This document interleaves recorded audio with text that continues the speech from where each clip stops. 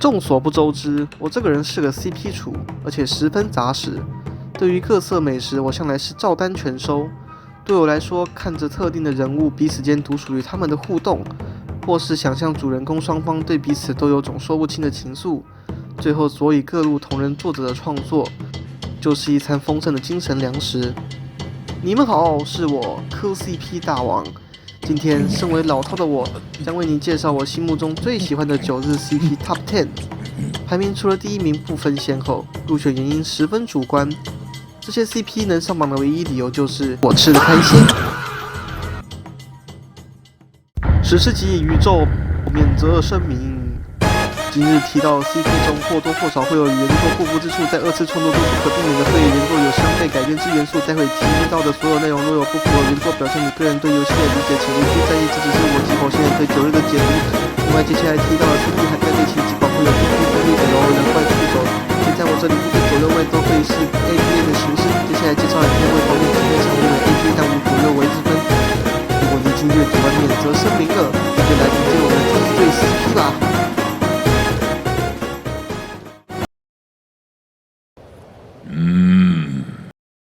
为了降低观众一开始就从我影片跳船的比例，我决定先来介绍大众接受程度高的情侣。这对应该算是在游戏剧情中玩家最了解的 CP 了。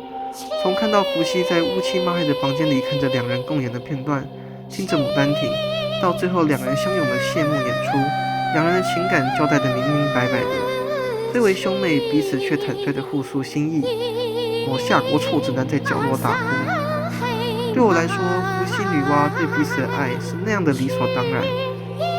伏羲理所当然地把女娲捧在掌心宠爱，女娲也理所当然地为伏羲尽可能的续命。情不知所起，一往而深，就是对2人最好的注解。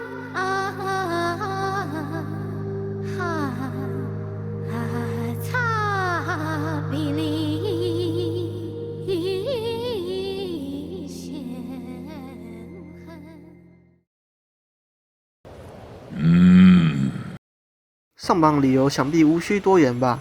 变态大只佬对小正太情有独钟，自全职猎人就有记载。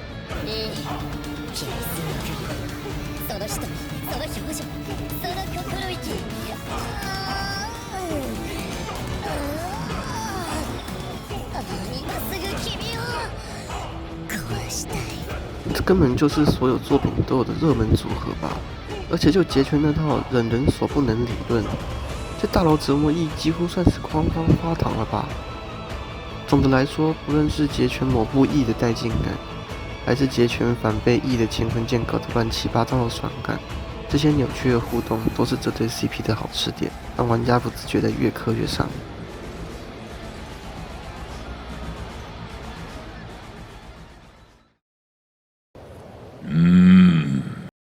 嘿嘿，想不到吧？我们9日除了兄妹 CP， 还有兄弟 CP 啊！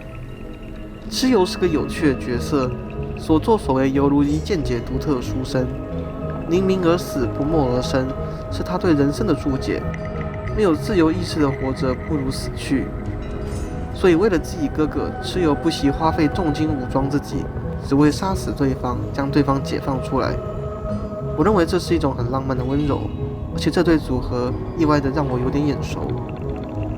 如果你喜欢的 CP 是一对兄弟，其中一位脸上总是挂着一抹神秘的微笑，武力高强，会跟你做生意；另外一位有点不太聪明的样子，还会特殊攻击，被主角杀死后掉了脑袋，那你喜欢的不是蚩尤刑天，而是 Sans 叉 Papyrus。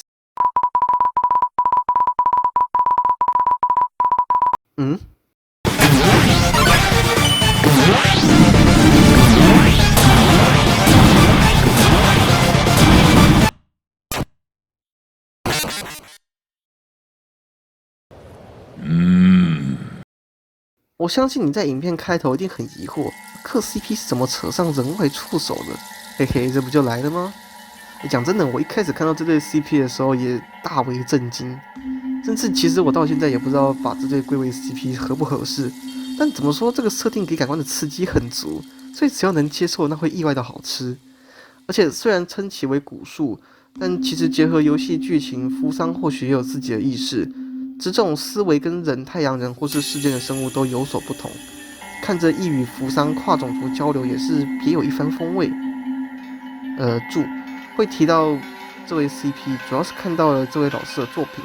那其中神价 AU 对古树女人的形象是真的很喜欢，印象很深刻。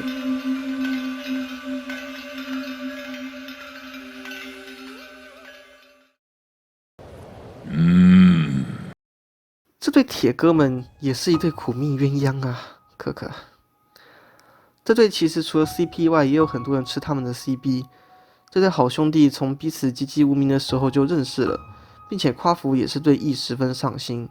在义被义公第一次处决前，夸父一直追随着义，就连当初义跟义会闹掰了，夸父也是抱持着和谈的可能。结果义生死的景象让他500年来始终抱持着罪恶感。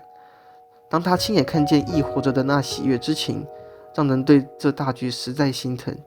可以说，夸父大概是除了恒以外最关心义也最受义信赖的对象了。两人有种不言说的默契，最后在星河渡口的分别，夸父还与义约定在一切结束后要一起回蓬莱，回他们的家乡。可惜义失约了，在他死前，他把他视若珍宝的事物轩轩托付给了夸父这位他最信赖的好友。我有时候在想，夸父在苍蓝县的结局，会不会是他看着义交给他的轩轩，在自己的辅佐下，把猿人的部落发展得欣欣向荣，最后心满意足地进入大道，与自己的兄弟再次重逢，结束他持续一生的夸父追日。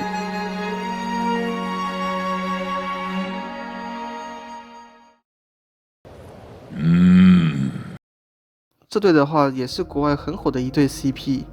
我相信这对会火，有部分是因为勾芒的受欢迎程度，亮眼的外表、火辣的性格，都是蛮出圈的特征。再加上与义时常互看不顺眼的对骂，很容易让人联想到欢喜冤家的形式。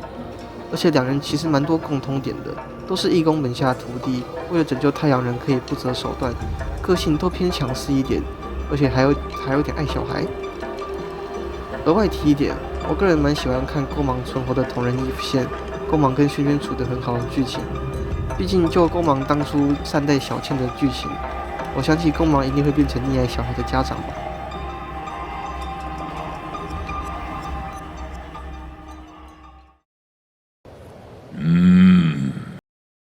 这对的话，可能对只玩游戏的玩家会有点陌生，那我这边就稍微简单介绍一下。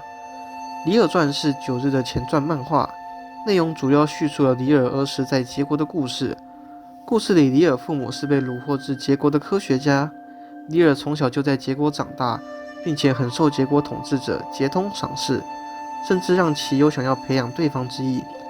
可无奈李尔父母不愿自己的研究成果被用于军事上面，因此在炸毁武器后便送出李尔逃亡。他们则是被赶来的士兵缉拿，由节通当众处决两人。这两位的 CP 会好吃的原因，是因为两人不是单纯的仇视对方，而是彼此间曾有一份那么情谊在。在冲突到来前，两人可说是忘年之交。可惜对于希望统一蓬莱的节通，李尔注定要与对方决裂。作为横亘在节通圣果路上的绊脚石，就算是再赏识的对手，也得痛下杀手。对李尔来说同样如此，他必须斩杀这条为祸世间的恶龙。最终，两人的结局以李尔带领方士团攻入结国首都，节通自刎作结。两人的棋局终于在此落下帷幕。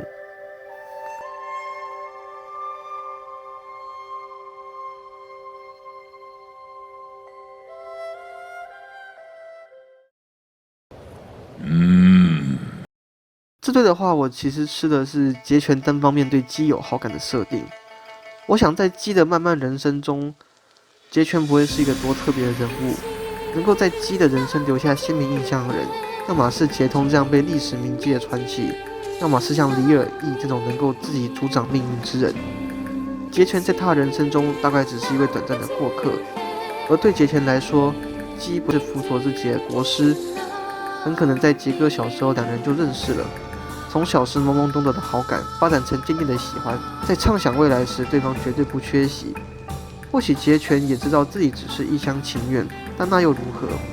苦难助英雄，这份酸楚只会让自身的信念捶打得更加坚定。至于基那边，我相信如果结泉对他有好感，他不可能不知道，他不会接受对方，但他也不会为此困扰。被一个人坚定的喜欢着，有时候也是一件令人开心的事。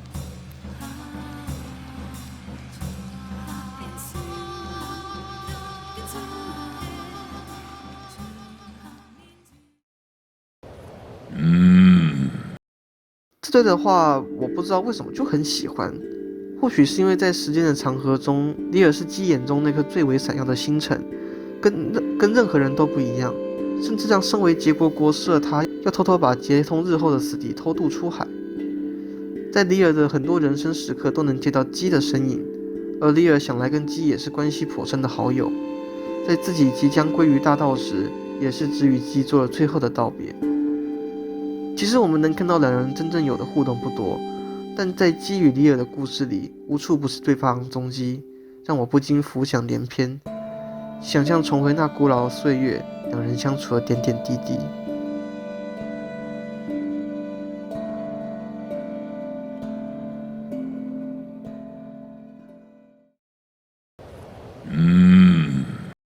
好的，作为今天的最后一对 CP， 同时也是我最喜欢的 CP。之所以要把这三人放在一起讲，是因为我觉得他们三人间的关系基本上涵盖了九日主要的剧情内容。我们都知道义跟恒彼此间有一种特殊的情谊，一种超越兄妹互为关心的情感，通常我们称之为爱。恒与义都用自己的方式爱着对方，但义却因为自己的爱陷入了偏执。恒虽然也或多或少被义的偏执所伤，可恒却没有因此强硬的去改变对方的想法，他只是默默的守望自己最真实的兄长，因为这就是恒爱人的方式，不执着于天长地久，而是珍惜每一个当下，把每一个相处的瞬间变为永恒。义当时没有明白，但恒的所作所为却依然在他心中留下一颗种子，这颗种子是关于爱的体悟，尽管一时半会无法发芽，可只要有合适的土壤，那就会成长为参天大树。而让这颗种子发芽的就是轩轩。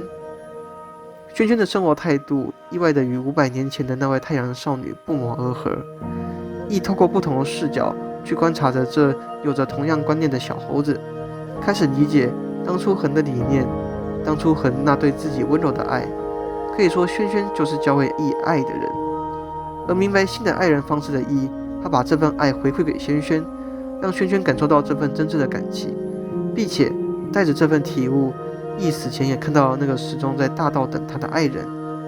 此时亦也终于能用恒当初爱自己的方式回馈给对方。可以说恒、亦、轩轩的关系就像是一场爱的接力赛。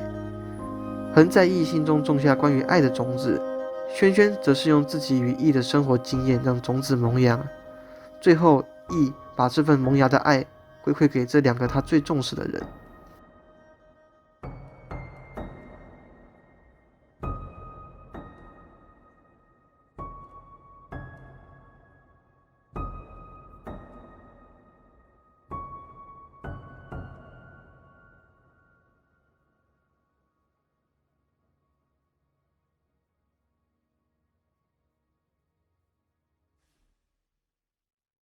好久没有做9日相关的影片了，导致影片有点小难产。当然，我绝不会说是因为我被困在永恒领域打亚瑟王，教训时间太久。本次影片我本来以为会是信手拈来，毕竟磕 CP 对我来说跟喝水一样，但没想到很会吃，不代表很会介绍。一些我吃得很开心的 CP， 等到开始写了才发现，我为什么会喜欢这对 CP 呀？不过也多亏有做这支影片，我才对我磕的 CP 有详细的思考，让我吃得更爽了。对了，关于最后 CP 的理解，在这边我有一位很喜欢的创作者，根据故土结局做了延伸，让亦在不同的时空选择用不同的方式放下。这边真的非常推荐故土3部曲，里面对轩轩、恒、亦之间的关系描写我很喜欢，感兴趣的可以去看看哦。好啦，影片到这边就结束啦。喜欢我的影片可以点个喜欢，我之后也会做更多9日相关的影片，可以先订阅起来，这样我之后就可以给你一个惊喜啦。今天介绍的 CP 有哪对是你喜欢的呢？有我没提到的也可以在留言告诉我。好啦，那就这样啦，拜拜拜。